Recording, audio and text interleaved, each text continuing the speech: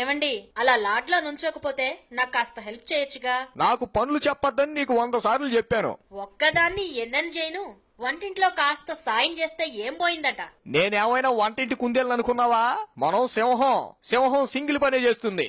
Office పని తప్ప ఇంకేం చేయను.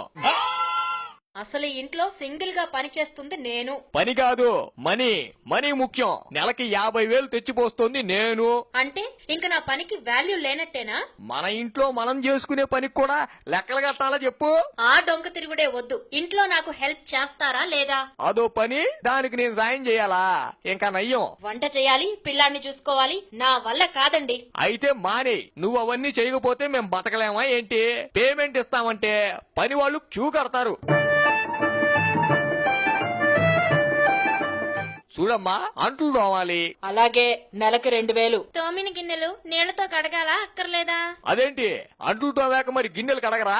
సరే, అదైతే 3,000. ఇంకా బట్టలు ఉతకాలి. వాషింగ్ మెషిన్ ఉందా?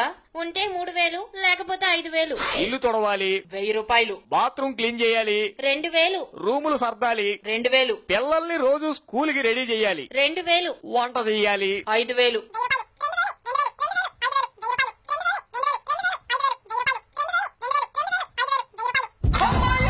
అయ్యి బాబోయ్, అన్ని పనులు కలుపుకుంటే 60,000 దాటిపోయేలా ఉందే.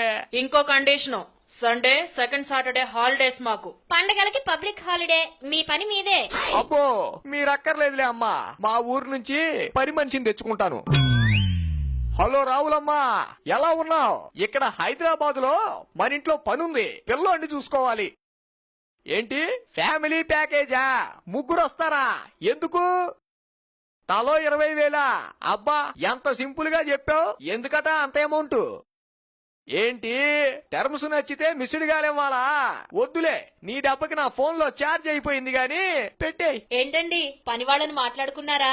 అబ్బే, పని వాళ్ళెందుకు? అయినా మన పని మనం చేసుకోవడంలో తప్పే ఉంది చెప్పు. మరి సింహం సింగిల్ అన్నారు. సింహానికి ఫ్యామిలీ ఉంటుందే. నీకు నమస్కారం. ఏం చెయ్యాలో చెప్పు. అయితే వంటింట్లోకి పదండి. మీరు రైస్ పెట్టండి, నేను కర్రీ చేస్తాను.